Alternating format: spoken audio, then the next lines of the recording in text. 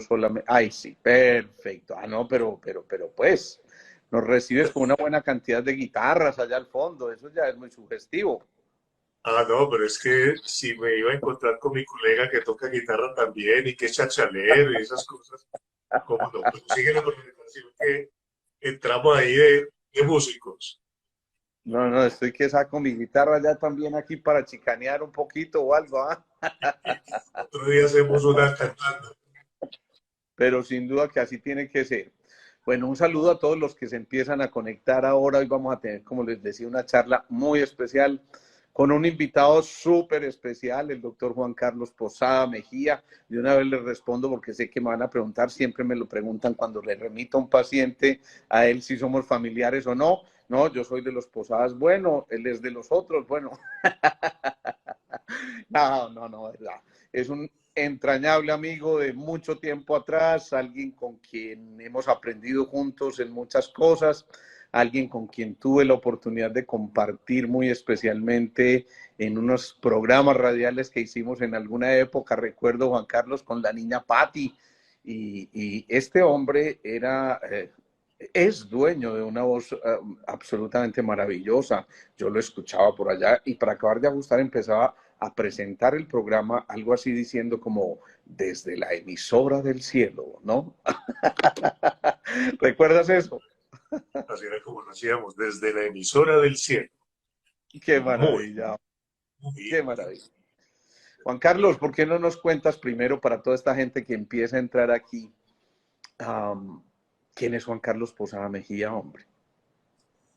Juan Carlos Posada Mejía es un ciudadano del mundo que nació hace algunos años atrás, que decidió ser psicólogo luego de que por esas cosas del universo y del destino, pues mi papá era abogado, mi mamá es contadora, y claro, ellos soñaban con que de pronto su hijo fuera un individuo de leyes, un individuo de contabilidades.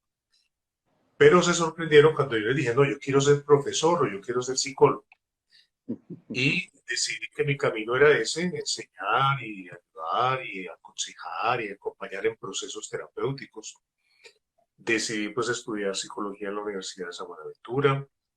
Luego tuve una experiencia muy bonita viajando a India, Tailandia, Indonesia, Singapur, como para estar en contacto con ese mundo de la espiritualidad que tanto me ha invitado y me ha convocado. Y luego, pues volví a Colombia por ahí en 1999 a hacer trabajos de asesoría, de acompañamiento, de psicología y aprender muchas, muchas más cosas del mundo, del universo, de mis propios fracasos y de mis propias experiencias. Qué bueno, qué bueno. Bueno, y tenemos la suerte, gracias a tu generosidad también, de tenerte esta noche para hablar de un tema tan especial como es la enfermedad como camino. Yo recuerdo que hace mucho tiempo yo leí por primera vez ese libro, y digo por primera vez porque ya lo he leído varias veces y creo que vale la pena tenerlo como casi como libro de consulta. Son dos autores alemanes, Thorwald Depletzen y Rudiger Dalk es la cosa, ¿no? Eso Estos es impronunciable. tuvieron un nombre y nos gustó mucho la temática. Más allá de esto, cuando yo invité a Juan Carlos, le dije, bueno, ¿de qué vamos a hablar? Y hombre, ¿por qué no miramos cómo leer la enfermedad de otra manera y todo eso? Y me acordé de ese título de ese libro y le dije, ¿por qué no lo titulamos de esa manera? Y aquí estamos pues hablando de eso. Entonces, me llama la atención, Juan Carlos, que recuerdo que en ese libro decían que no existen muchas enfermedades, sino una única enfermedad, que es la sensación de malestar del individuo y que en realidad las enfermedades como las conocemos nosotros no son otra cosa que la expresión de los síntomas mismos y que por lo tanto debemos ir más allá de esos síntomas. ¿Qué decir de esto, Juan Carlos? Decir que el cuerpo es una apariencia, el cuerpo es una manifestación energética, pero que no somos el cuerpo, es nuestro vehículo. Quiero citar a un profe y maestro mutuo, el doctor Carvajal, Uh Carvajal -huh. Posada, que tampoco es nada con Bien. nosotros. Las coincidencias y curiosas de la vida. Cuando en cierta ocasión, en un seminario, taller en el que participaba, él decía que cuando en el universo se creó la Tierra y todas esas cosas, esto que llamamos cuerpo eran trajes espaciales especiales, que eran un préstamo, que en él habitara el espíritu durante un tiempo, pero para que ese espíritu pudiera disfrutar de las sensualidades de la tierra, es decir, oler, tocar, palpar, sentir. Pero curiosamente, y ya pues saliéndome de la cita del doctor Carvajal, curiosamente esos sentidos nos engañan. Entonces vivimos en un mundo de unas vibraciones aparentes y desafortunadamente esta cultura le ha puesto demasiado cuidado al cuerpo, ha engalanado el cuerpo, ha vestido el cuerpo y en los gimnasios ha trabajado el cuerpo, pero se nos olvida que no somos cuerpo, somos una cosa mucho más trascendente, mucho más profunda, mucho más inconmensurable e innombrable. Y entonces, cuando hablamos de enfermedad, es el cuerpo el que la representa, es el cuerpo la que la manifiesta, es lo que los médicos ven dentro de los signos. Y esos síntomas que relata el paciente, esos malestares, son del cuerpo, porque, bueno, en algún lugar debe representarse ese mundo psíquico, ese mundo mental, ese mundo espiritual, pero cuando el cuerpo se manifiesta, eso hace rato viene caminando en el mundo de lo mental, de lo espiritual. Entonces, quería hacer esa anotación. Adelante, Ale. De otra manera, entonces, significa, vinimos a habitar un cuerpo, ese cuerpo, por supuesto, se manifiesta a través de esos signos o síntomas cuando estamos entendiendo que hay algo por aprender a través de ese proceso. Pero qué decir, por ejemplo, de cuando la enfermedad es una enfermedad mental, o qué decir de las emociones. Digamos que nosotros miramos que hay un cuerpo físico, hay un cuerpo emocional y hay un cuerpo mental.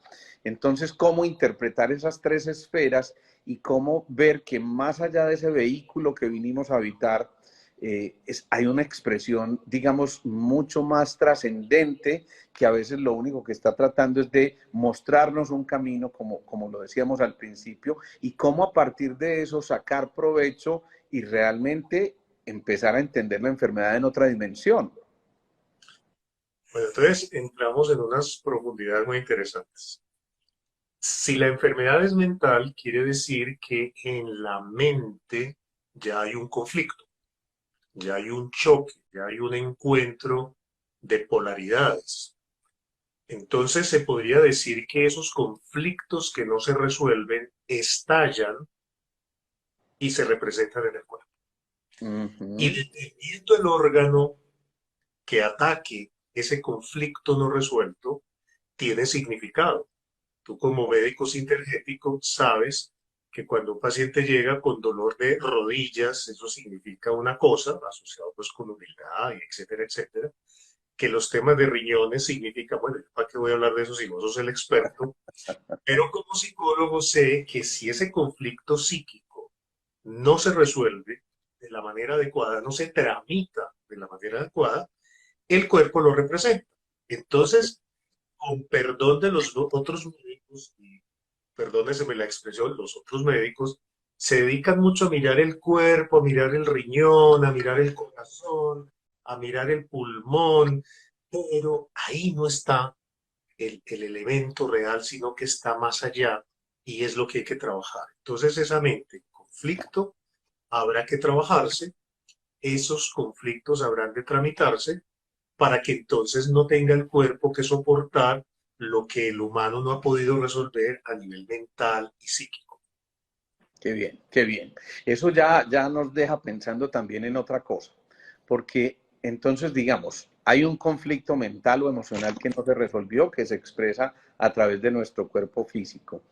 ¿Qué decir, por ejemplo, de ese bebé enfermo que posiblemente no está en el mismo plano ni emocional ni mental que un adulto, por supuesto, y que no tiene, digamos, todas esas herramientas para discernir o para generar conclusiones o miradas completamente distintas. ¿Qué decir? ¿Cómo explicar entonces la enfermedad en ese bebé que todavía, digamos, no se hace partícipe probablemente de su mundo de los adultos, ¿no? Pues me toca remitirme al mundo de mis maestros por allá en el lejano oriente. Tú sabes que por allá la creencia es que reencarnamos, o sea, volvemos a estos trajes espaciales especiales. Y que esos conflictos psíquicos del supuesto bebé no lo podemos mirar como un individuo que no piensa, que no analiza, sino como un sujeto que volvió a cumplir misiones y tareas porque el universo repite las lecciones hasta que se aprende. Y ese niño, sujeto bebé, aunque corporalmente tiene 3 meses, 4 meses, 5 meses de vida corporal, Ajá, esa espíritu, esa mente, esa entidad puede ser muy vieja. Por eso es que en estos mundos tan sutiles hablamos de almas viejas, almas sabias que vienen a cumplir ciertas misiones y que parte de la misión puede ser el aprendizaje a través de la enfermedad. Es decir, la enfermedad como un camino de aprendizaje. Y no solo para ese bebé, sino para sus padres y claro. sus hijos. Hay mucha Qué cosa. rico, porque estás tocando ahí una cosa bien interesante que es el tema de las constelaciones, el tema de posiblemente hacer algo de biodescodificación, a lo mejor de programación neurolingüística, es decir, de una cantidad de cosas que se agrupan y que finalmente van manifestándose a través de ese sartal de enfermedades o ese sartal de síntomas y signos que están ahí presentes. Y por supuesto, entonces, aquí esto ya está mostrándonos que hay otra forma de abordar esto. Entonces, podríamos decir en ese orden de ideas, Juanca, que somos verdugos de nosotros mismos, de nuestros pensamientos, de nuestras emociones, de nuestras situaciones no resueltas.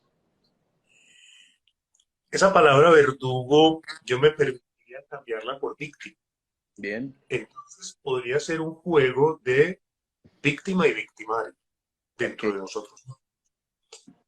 Y que permitiría cuestionar la medicina académica y la psicología académica y pensar que hay algo más allá, más transpersonal, más transcorpóreo que habría que trabajar y tratar de responder la pregunta por qué victimizarnos o por qué ser verdugos. Y claro. más que el por qué, ¿para qué? ¿Qué Uh -huh. sentido tendría entonces victimizarme o qué sentido tendría ser victimario? Bien, ¿Sí? bien. Eh, eh, Si la ter- enfermedad, sí, sí, continúa. no, termino la idea Claro, cortito. sí, sí. Tú sabes que a nivel de nuestros pacientes y de nosotros mismos, nos pillamos a nosotros mismos siendo victimarios y víctimas cuando nos quejamos. Entonces, ¿qué hay en la queja y qué hay en la no queja? Porque así como hay pacientes que se quejan, me duele, doctor, atiéndame, hay otros que juegan a ser heroicos y no quejarse, a ser, eh, ¿cómo es? Nazarenos, o ser mártires, o ser sujetos de dolor y de aguantar. Eso tiene significados también. Adelante. Ok, bien. Entonces viene aquí una cosa muy importante. La enfermedad nos enseña, y por eso decimos que los doctores, esa palabrita doctor viene de docere, significa el que educa. Es decir, que nuestra misión como terapeutas, no lo digamos médicos solamente, sino como psicólogos o como otro tipo de terapeutas, está en gran parte abrir ese nivel de conciencia para que el otro haga esa especie de, ajá, de conexión con aquello que pudo haber dado origen a su expresión actual y que por supuesto entonces ese síntoma recobra un sentido, toma una enseñanza para poder entonces avanzar y llegar a cosas absolutamente concretas. Si esto es así, pudiéramos decir que esas manifestaciones físicas de conflictos psíquicos lo que están haciendo es recuperando o ayudándonos a recuperar el sentido que por alguna circunstancia se perdió, se extravió.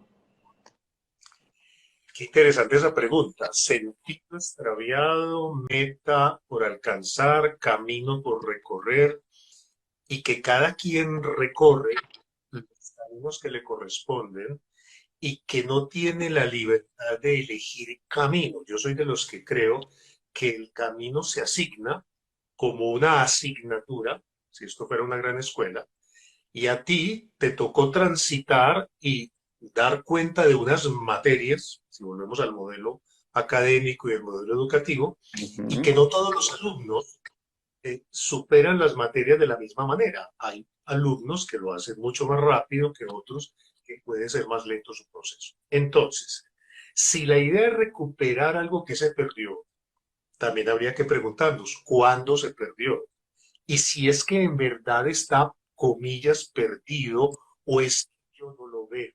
Entonces ahí Ujú. viene la palabra iluminación, clarividencia, capacidad de darse cuenta, de hacer insight y todo ese ajá, comillas, de que tú estás planteando. Entonces, viene la pregunta por el maestro, viene la pregunta por el profe, viene la pregunta por el doctor. Yo creo que es nuestra obligación, y eso lo he venido descubriendo más bien hace poco, lo confieso, que yo no puedo iluminar a otros si al menos yo no he iniciado mi propio camino de iluminación. Claro, claro. Un caso que todavía no me lo has preguntado y que yo sé que es parte del por qué estamos hoy aquí. Sí. En mi caso fue ese linfoma que me cogió y me dio 3 vueltas hace un año larguito y que empezó a darme la iluminación, la clarividencia, la sensatez, la cordura, todo lo que quieras.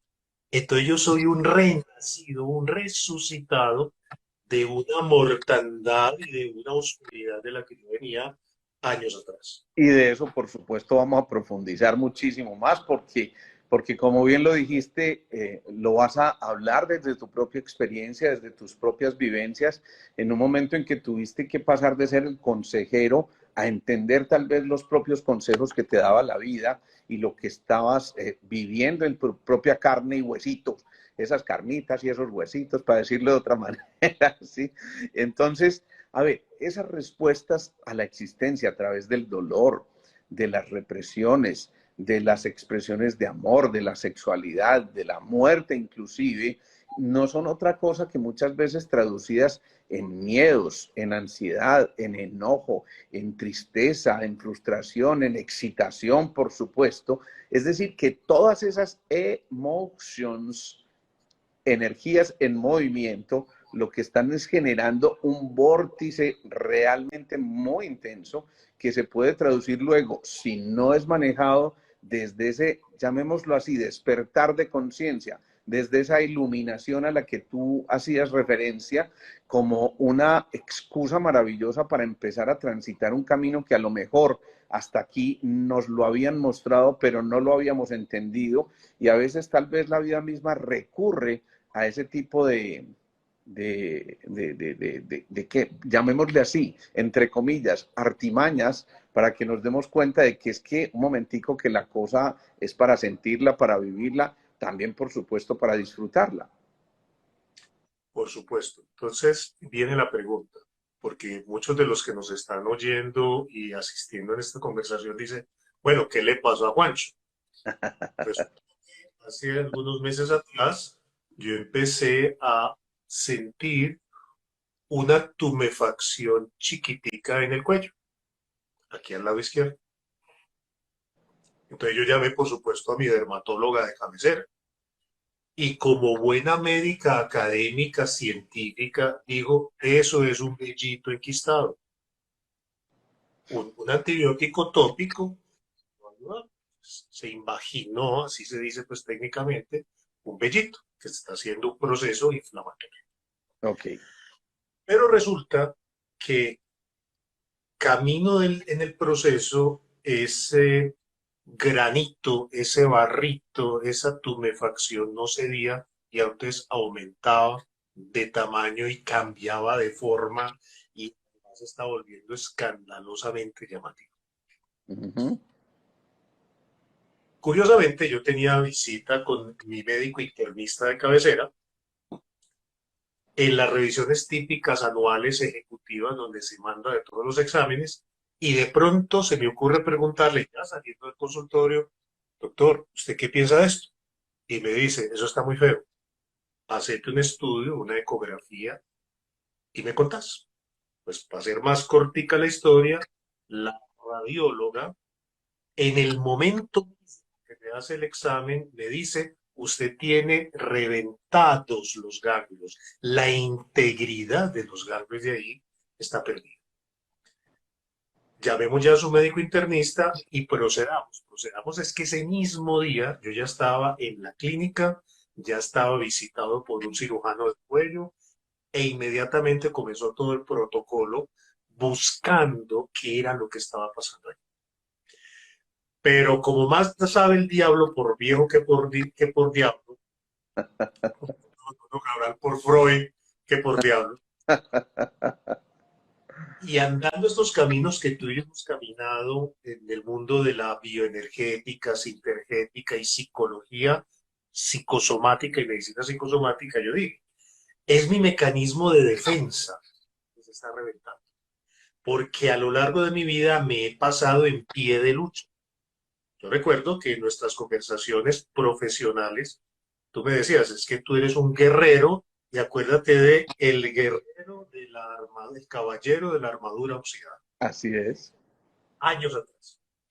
Entonces inmediatamente me di cuenta que era un problema que yo mismo me había generado y que estaba reventado por dentro, con un montón de represiones, miedos, prevenciones, defensividades.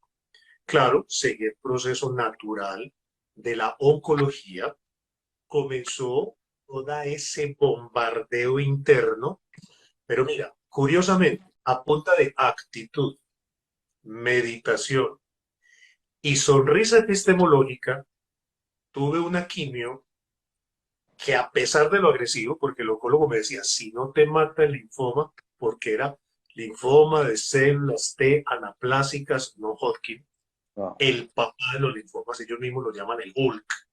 Te Ujú. digo, si no te matas el linfoma, te mata el tratamiento que te voy a hacer porque es cardioagresor, hepatoagresor, nefroagresor. Es decir, te va a bombardear.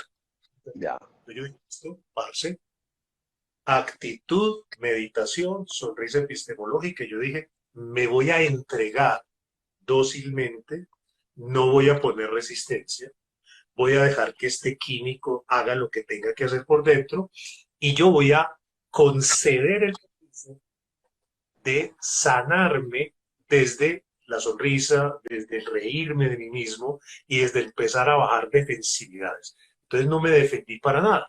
La prueba de ello fue que no tuve un solo vómito, no tuve una sola actitud de diarrea, no tuve ningún deterioro característico de los pacientes oncológicos que están peleando y están furiosos con la vida. Qué Me maravilla. empecé a sentir muy alegre, muy contento, que hasta las mismas unidades de oncología, todo el mundo decía, pero ¿usted qué hace? ¿Usted qué hace? ¿Usted cómo hace? Porque usted es un paciente diferente. Claro, ya me había dado cuenta que tenía que bajar defensividades porque precisamente el mensaje estaba asociado con la defensividad. Qué bien, es que me llama la atención y por supuesto que vas a continuar con ese relato de cómo el sistema de defensa o el sistema autoinmune o el sistema inmunológico, ese sistema está ahí disponible, pero precisamente en la descripción se dice que ya cuando no se interpreta como un mecanismo de defensa, sino de amor, empieza a proyectarse de una manera completamente distinta y eso es lo que yo estoy interpretando de lo que viviste en carne propia, Juan, que no te pusiste a luchar contra esto, sino, a ver, bueno, fluyamos, esto es lo que tiene que llegar y al mismo tiempo con esa actitud de aprendiz que me parece absolutamente maravillosa, además con eso que dijiste que me encantaría que lo ampliaras, la sonrisa epistemológica, ¿no? Bueno, empleemos la sonrisa epistemológica.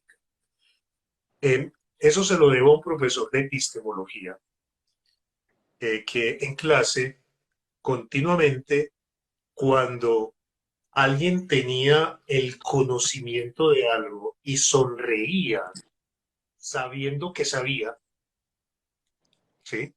El profesor afirmaba en ese momento, usted tiene una sonrisa epistemológica. O sea, se la pilló, se dio cuenta, sabe, y como sabe, sabe que está enfrentando, sabe que se le viene, sabe por dónde va a coger.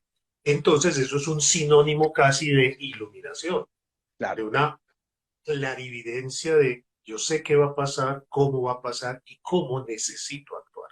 Entonces a eso es a lo que llamamos una sonrisa epistemológica, porque es esa risilla de satisfacer qué va a pasar y cómo va a pasar, Ajá. y tener claridad de cómo lo vas a transitar. Bien, qué maravilla, qué maravilla. Entonces Freud decía que muchas veces un síntoma no es otra cosa que la sustitución de una represión.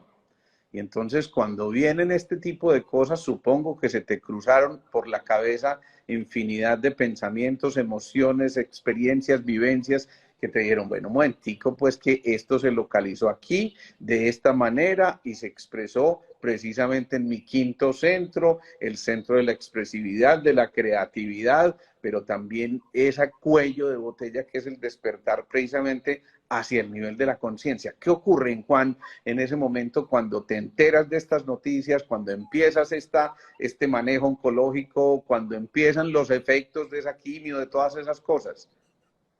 Bueno, empieza a surgir una cantidad de cosas muy interesantes. La primera, confesar que no le tengo miedo a morir, comillas, morir físicamente. Quizás le tenía pasado mucho miedo a morir socialmente, morir a nivel del prestigio, del reconocimiento y a mantener una falsa imagen precisamente para sostener esa imagen, ese prestigio, ese reconocimiento. Entonces, morir significaba entonces abandonarlo, soltarlo. Otra cosa que debo confesar es que sí le tengo miedo, pavor al dolor. Impresionante. Entonces, aquí vienen unas anécdotas médicas curiosas. Tú sabes que a los pacientes oncológicos, pues nos mandan los opioides y los derivados de sustancias, pues bastante jodidas. Sí, sí, sí, sí, total. Y en mí ocurrió el fenómeno de que esas vainas no me quitaban el dolor. Wow. Y como le tenía tanto miedo al dolor, empepado con esas vainas miedosísimas y nada que se me iba el dolor. Curiosamente, le pregunté a una enfermera de la unidad de oncología que yo sentía mucho dolor, que me habían matado esto, y me dijo, poniendo la mano así como para que nadie la oyera, ensayé con esa acetaminofén. Sí, ensaye. No sé si es efecto placebo, no sé si era un mental, no sé si era que me empecé a relajar o a decir, bueno, voy a confiar y empecé a tomarme el acetaminofén y Alejo. Y todos los que estaban ahí, a mí me empezó a quitar dolor, Qué maravilla. dolor de cáncer, dolor de linfoma. Bueno, tercera cosa, ¿qué significa? Tercer gran dolor para mí, que por la enfermedad me incapacitaron. Y al incapacitarme me dijeron, no puede ir a dictar clase en la universidad. Casi me muero ahora sí de verdad. Entré en depresión profunda porque estaba muriendo lo que le daba sentido a mi vida y era ser profe, enseñar.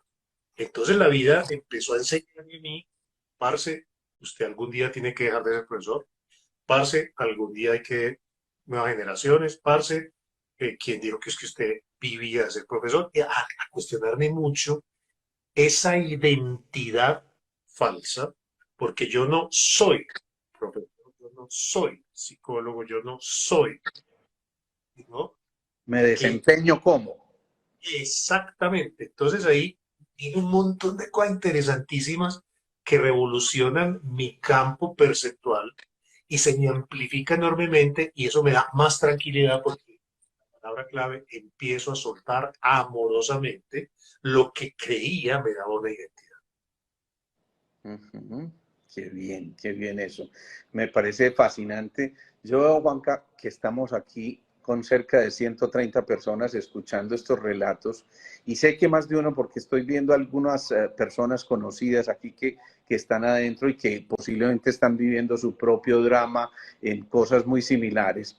Y cuando escuchan un relato como estos, yo creo que es tremendamente iluminador, porque en un momento determinado ese temor a perder, por ejemplo, la posibilidad de seguir siendo profe, te convierte en la humildad de volver a ser alumno y ubicarte al otro lado del espacio, porque también en ese momento tú transmutas el dolor con lo que parecería ser lo más elemental de los analgésicos y sin embargo esa condición y posiblemente la actitud de esa enfermera que te dice ¿y por qué no? Y te la suelta y te la dejas a que tú interpretes y a lo mejor magnifiques el efecto de un acetaminofén.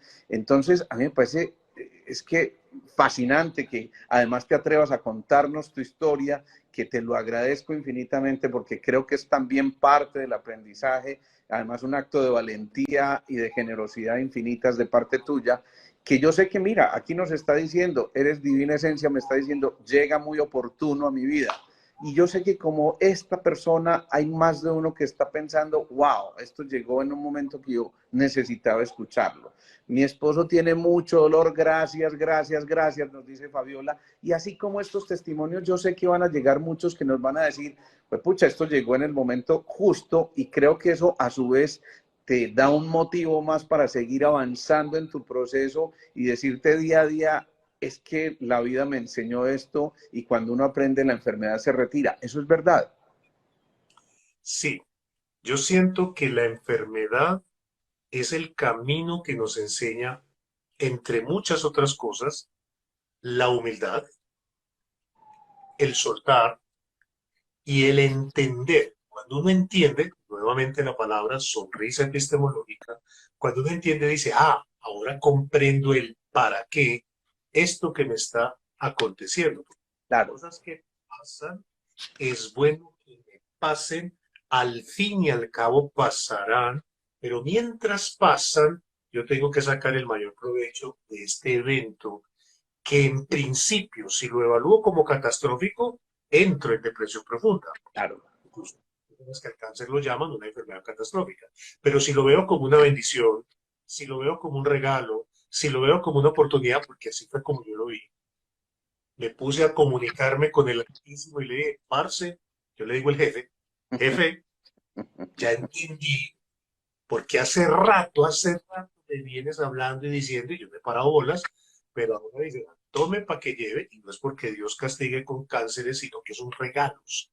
Regalos para entender que no soy todopoderoso, que no soy el autosuficiente, que dependo de esa interrelación con otros. ¿Qué no sería entonces de esta vida si no fuera por los médicos, por las enfermeras, por la pareja, que fue tan importante y sigue siendo tan importante en este momento difícil, la familia, los amigos, los alumnos, que como lo dijiste ahora, empezaron a rodearme de amor, de iluminación y de oración, sobre todo de amor. Y ese amor fue lo que me hizo sentir que había un sentido y un para qué. Qué bonito eso, Juan Carlos. Por ahí estaba diciendo alguien, Alep, estaba diciendo, el profesor Juan Carlos se convirtió en el maestro Juan Carlos. Y yo creo que es que el maestro de verdad es el que viene a entender una lección más que a dar conocimientos. Y yo creo que eso simplemente fue lo que la vida te brindó en un momento determinado. ¿Qué pasa, Juan, en ese momento de tu vida? Yo veo esas guitarras colgadas allá atrás y por cierto ese es el compromiso, nos vamos a sentar a tocar guitarra nuevamente, eso ya es un compromiso aquí casi que en vivo y en directo con toda esta gente. Pero ¿qué pasa en ese momento en tu vida? ¿Qué estaba ocurriendo en ese momento en tu vida que tal vez silenció esa música que tienes ahí representada en tus guitarras? En ese momento sientes, ahora que lo miras en retrospectiva, que tu música se había escondido, por decir el mismo término que utilizamos ahora. ¿Sabes que ocurrió lo contrario? fue cuando más quise cantar y cuando más quise... No, pero Sí, me refiero a cuando empiezan los síntomas. No cuando saliste ya del proceso, sino cuando empezaron los síntomas, de pronto habías sentido que perdías esa música en tu interior o no. todo lo contrario, eso es lo que te quiero contar. Ok, Eh, el diagnóstico se produce por ahí en enero, febrero ahorita en agosto cumplo un año de haber terminado la quimio. Entonces hagamos cálculos. ok, En el momento que me dan el diagnóstico, lo que me alegraba todavía poder hablar y cantar. Entonces, estando en la unidad de oncología, el oncólogo me regañaba porque me decía, descanse, no, yo tengo que trabajar, tengo que dictar charlas, tengo que atender consultas. Entonces yo atendía las consultas virtuales y en la casa cantaba. Aquí pues karaoke, ponía la música y era una manera de orar, porque tú sabes que quien canta, ora dos veces, genera una vibración especial. Entonces, claro, como era mi garganta la que se estaba agotando, fue lo primero que yo le pregunté al oncólogo. ¿Esto me va a hacer metástasis y me va a dejar sin voz? Y me dijo, afortunadamente está in situ, no se ha traspasado y tu garganta no ha sufrido. Entonces yo dije, qué maravilla.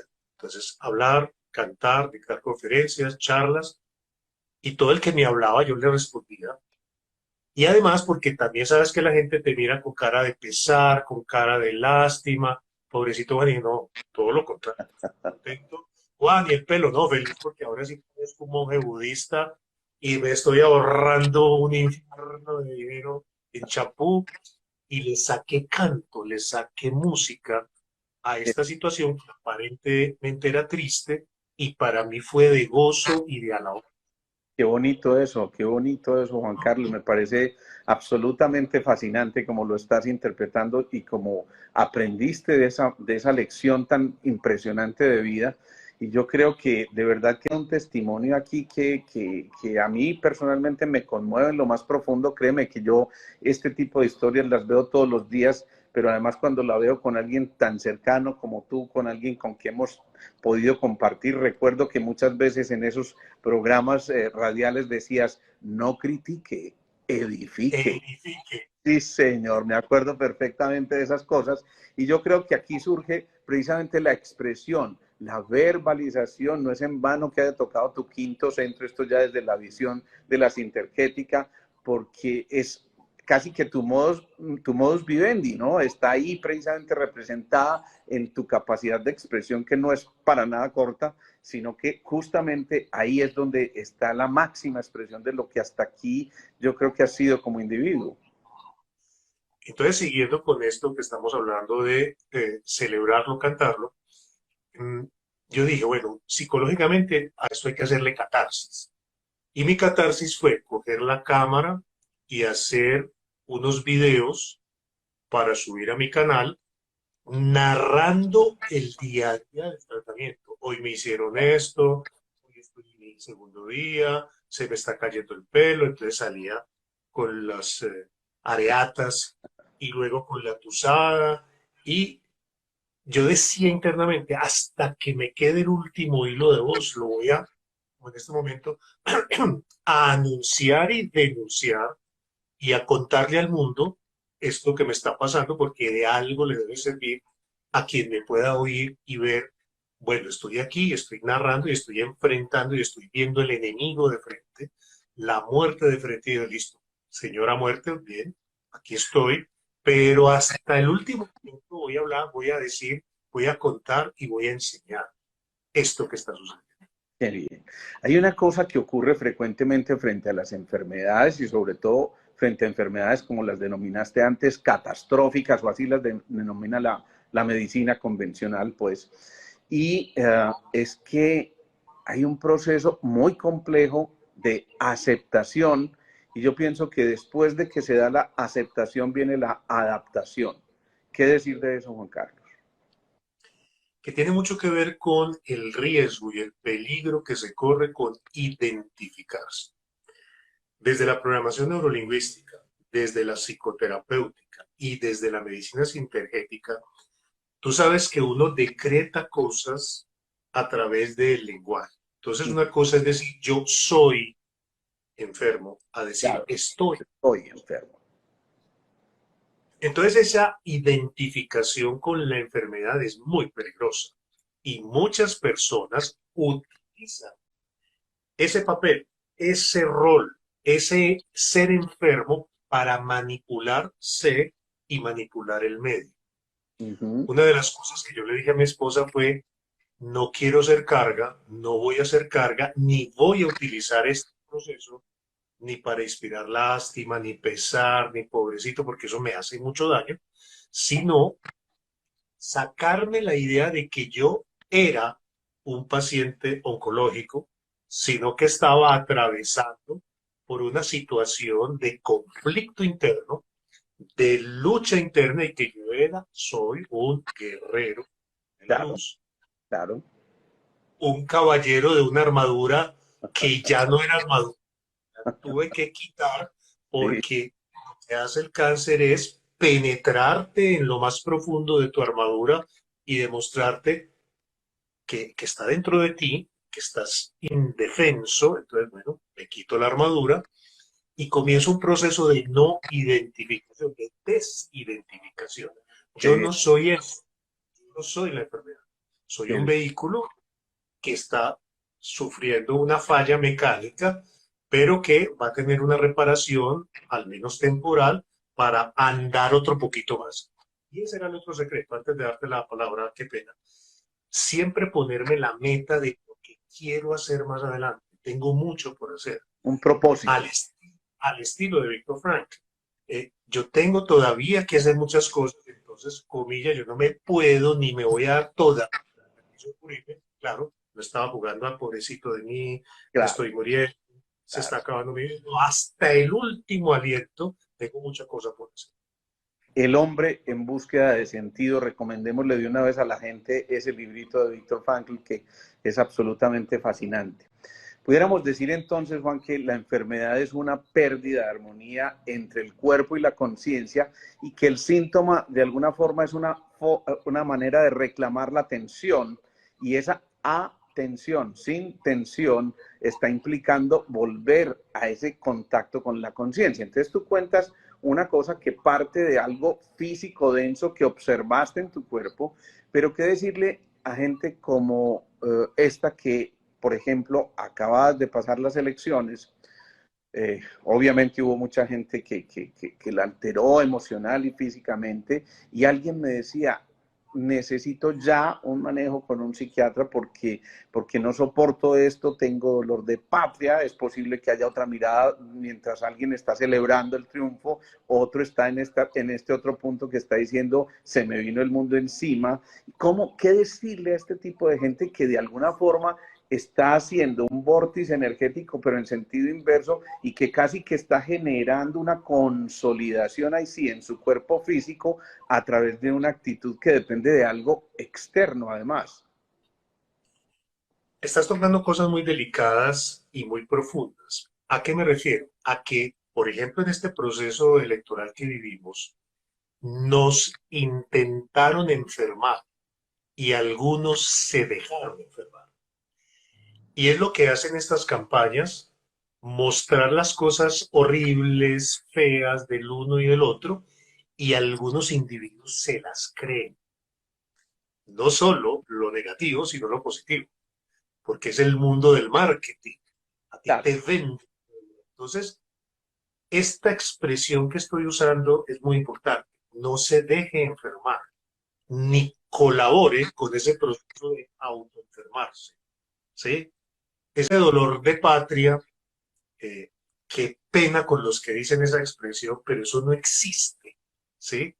Eso es una expresión porque es imposible que me duela la patria. ¿A qué me refiero con eso?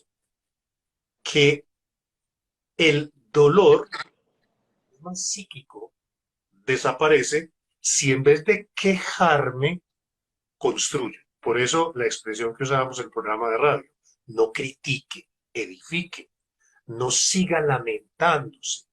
haga cosas proactivas para que este país funcione, para que su Entonces hogar funcione. yo lo voy a decir en otros términos. No se deje enfermar, vuelva a amar, ¿sí? Y yo creo que Exactamente. eso está eliminando una fricción muy importante. Alguna vez conversaba con un colega que tenía mucho éxito en pacientes con cáncer y él decía, el secreto finalmente es volver al amor, es volver al origen, es volver al centro, al corazón, es volver a resonar con lo que implica volver a reaprender muchas de las lecciones, pero precisamente asumiendo la actitud humilde del aprendiz. Completamente de acuerdo. Y voy a parodiar lo que dijiste, volviendo al centro, pero con Z. Centro, Qué ¿sí? bien. Con Qué Z. bien. Me Entonces, encanta. mira esto. El amor lo transforma todo, pero es distintas clases de amor. Tú sabes que hay amor erótico, que es egoísta, es posesivo. Hay amor filial, que es de amigos, y el más sanador es el amor de ágape, que es de entrega, de donación, de oblación, de otredad, de altruismo. En este sentido, el mensaje transformador es amar lo que hago, disfrutar lo que hago y aportar, porque nosotros somos los que hacemos patria. No la hace el gobierno, Qué no bien. la hace. Lo hacemos en la calle cuando saludamos, amamos, respetamos, damos el paso, recogemos el popocito de la mascota, cuidamos que haya armonía en el hogar y en el edificio. Entonces, nosotros somos los que hacemos y no depende de lo que haga mi papá, mi mamá. Aquí Claro. había que, otra vez a Kennedy, el presidente norteamericano, cuando decía, no pregunten qué va a hacer Estados Unidos por ustedes. Más bien pregúntense ustedes qué van a hacer por Claro. este país. Entonces lo Esto nos mismo lleva nosotros. a descubrir ese médico interior. Y aquí voy a aprovechar para hacer una pequeña cuñita, hombre Juan, me excusas, porque el próximo martes 28, en el edificio Square, donde está allí mi consultorio, en el cuarto piso, en el auditorio, a las 6:30 de la tarde, yo dicto una charla que se va a llamar así precisamente, el médico interior. Hacemos una charla cada mes allí, Juan, por cierto, estás cordialísimamente invitado y sería un honor tenerte por allá porque sé que podrías aportar muchas cosas, pero ese martes a las 6:30 de la tarde, esa charla, el médico interior, lo único que tienen que hacer es inscribirse con mi asistente Melissa en el 310-654-4010 o 604-423-7679. Allí, pues, realmente, ¿qué es lo que hacemos? Simplemente compartir este tipo de espacios para que cada uno se dé cuenta de que realmente tiene que ser partícipe de su proceso de sanación y creo que esa es la función nuestra, Juan, en medio de todas estas anécdotas, de todas estas historias que vamos viviendo. Hecho este paréntesis, entonces digo, bueno, la enfermedad de alguna forma intenta doblegar al ego y nos permite mirar en lo cotidiano, pero con una actitud además de escucha profunda que va más allá de los órganos, de los sentidos, que nos permite en verdad recuperar un sentido de vida y yo creo que es ahí donde está el verdadero ser interior, ese ser que no se deja arrebatar la música interior. ¿Qué crees tú de eso? Hay que romper Completamente, paradigmas en ese sentido. completamente de acuerdo y me permito establecer la diferencia entre ego y yo. Uh -huh. La diferencia claramente la encontramos en un sutra del libro El Upanishad, en uno de los libros sagrados de la India. En uno de esos sutras dice, el yo y el ego son dos pájaros en un mismo árbol. Mientras el ego mira preocupado, el yo mira con despreocupación. Vamos a explicar eso. Lo que se enferma es el ego. Entonces, cuando decimos tengo un cáncer, oigan la expresión tengo, Ajá, ¿sí? además. Tengo galitis, tengo gastritis, tengo un colon inflamado, tengo. El que está enfermo es el ego, que tiene una representación en el cuerpo. Pero el yo, que no se mete en esos asuntos no se enferma, porque es que el yo es atemporal, acorporal y vibra de una manera muy diferente. Y es el ego el que nos hace sufrir, porque el ego es vanidad, el ego es prestigio, el ego es nombre. eh, Entonces, claro, tengo razones y emociones para enfermarme mucho, porque esta sociedad en la que vivimos solo avala el ego. El buen carro, la buena ropa, la foto de bailando en TikTok. Vale. Y entonces, si el ego dice, tengo una gastritis o tengo una amigdalitis, ¿qué dice el yo? ¿Qué es una mentalitis? ¿Qué es una gastritis? ¿Eso qué es? Porque son nominaciones. Tú sabes como médico, y lo sé yo como psicólogo, que no hay peor enfermedad que el diagnóstico. Sí, sí, sí, Por sí. eso la A veces, psicología que, la claro. psicología que yo practico no diagnostica. Y los pacientes me reclaman el diagnóstico, doctor, ¿yo qué tengo? Tiene ganas de vivir, tiene ganas de ser feliz. No, pero dígame, yo soy depresivo. ¿Y por qué quieres ese rótulo? Para poder salir del consultorio derrotado y no, es que a mí el doctor me sentenció que tengo una depresión profunda. No, esos son ideas del mundo de las ideas que, claro, se reflejan en el cuerpo para poder justificar que pienso como pienso. En forma derrotista, en forma de que todo se acabó, de forma... Hipócrates decía, nunca intentes sanar el cuerpo si antes no has sanado el alma. Y yo creo que ahí hay un resumen completo de todo esto que hemos hablado hoy. Nos vamos acercando ya al final de este live, hombre. Estas cosas se hacen súper corticas cuando nos divertimos y escuchamos anécdotas, experiencias, cuando desde las propias vivencias nos enriquecemos de esta manera. Y yo sigo viendo esas guitarras allá colgadas al fondo y me está entrando una tentación muy grande y hasta indecente de decirte, ¿y por qué no tomas una guitarra de esas y nos muestras un pedacito de esa música que habita ahora en ti? Usted que es músico, mi querido doctor Posada, de pronto la guitarra está desafinada, permítame, yo cojo una. Qué bueno. Esto, les cuento, es completamente a mansalva. Esto sí no está para nada preparado. Es una absoluta imprudencia mía, pero además, bueno, es las ganas de no quedarnos con la música en el interior, ¿no? Tenemos a 3 minuticos, Juan, o sea que deleítanos ahí. Uno se cree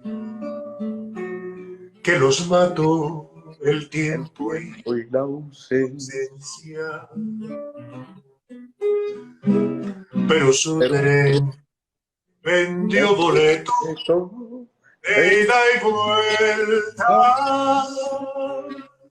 Son aquellas pequeñas cosas que nos dejó tiempo de rosa. en un papel, en un cajón o en un rincón, como un ladrón te acechan detrás de las puertas, te tienen tan a su merced como hojas muertas que el viento arrastra o aquí, que te sonríe triste y nos hacen que lloremos cuando nadie nos ve. ¡Wow! ¡Qué maravilla, hombre! ¡Qué maravilla! Con Tú razón aquí no están. sabes, ¿Ah? perdón, tú sabes que esta canción habla de los recuerdos. Claro. Claro, y entonces hace parte de la nostalgia, o sea, el dolor que se siente. Y muchas de nuestras enfermedades tienen que ver con ese instinto masoquístico de hacernos daño con nuestros recuerdos. Otro día de pronto hacemos un programa de esas canciones peligrosas que van haciendo ella. Además que ya quedó como preámbulo, además que ya nos sentenciaron, ya hay tanta gente diciendo allí que tiene que haber segunda parte, así que te encartaste, la culpa fue tuya, yo simplemente vi una guitarra, no más, yo no tuve nada que ver en esto. Ay, Dios, no, qué rico de verdad, Juan, oírte y sobre todo oírte desde tu propia experiencia, desde esas propias vivencias. Me encanta, me parece que es fascinante esto que estamos viendo. Yo creo que hasta te voy a lanzar ahí una cosa y si me la aceptas después me dices que sí, pero si de pronto vas a esa charla del martes, nos llevamos una guitarra, que sea esa el compromiso y hasta nos contamos canciones, que es una cosa absolutamente fascinante. ¿Te parece? Espero que sí. Voy a mirar mi agenda porque como usted siempre me coge con... Bueno, está bien, Iba está a bien. decir una Miras tu cosa. agenda y tienes derecho y soy consciente de que lo estoy haciendo de una manera indebida. Pero bueno, oye, dos o tres palabras para hacer conclusiones de esto. La importancia del amor, la vibración que regala el amor frente a la enfermedad es parte del proceso curativo. El amor sana, el amor cura. Dos, la alegría es el secreto para contrarrestar el dolor. El dolor le tiene miedo a la alegría y parece una Ah, propaganda. no, Lorana.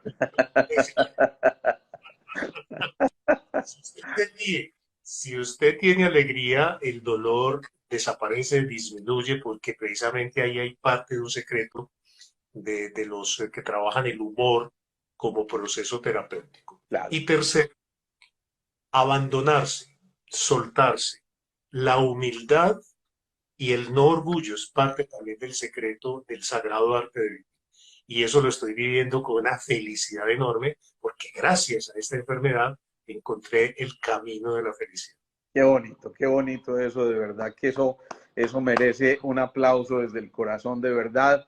Juan, te agradezco infinitamente que hayas compartido con nosotros, a quienes nos están siguiendo y nos siguieron todo este rato. Recordarles, martes próximo, 6:30, Edificio Square, el mismo de Inexmoda, donde está mi consultorio, cuarto piso, el médico interior. Vamos a hablar de ese tema, cordialmente invitados, quedan pocos cupos, tenemos una cierta limitante de espacio, pero todavía hay espacio pues para quienes quieran inscribirse mañana con Melissa y la invitación desde ya a que nos acompañen, que sería de verdad una delicia.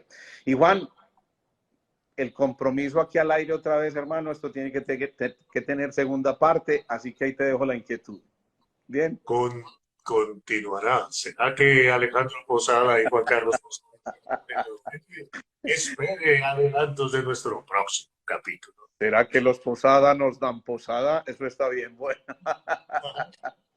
Nos vemos Gracias por la entonces. invitación. Recuerden, el lunes es festivo. Normalmente yo hago los festivos, los lunes, perdón, mis presentaciones. Los jueves traigo un invitado. Como el lunes es festivo, pues simplemente nos desplazamos hasta el próximo jueves cuando tendremos otro invitado muy especial. De nuevo, Juan, muchas, muchas, muchas gracias. Feliz noche para todos. Chao y gracias por la invitación. Chao, chao.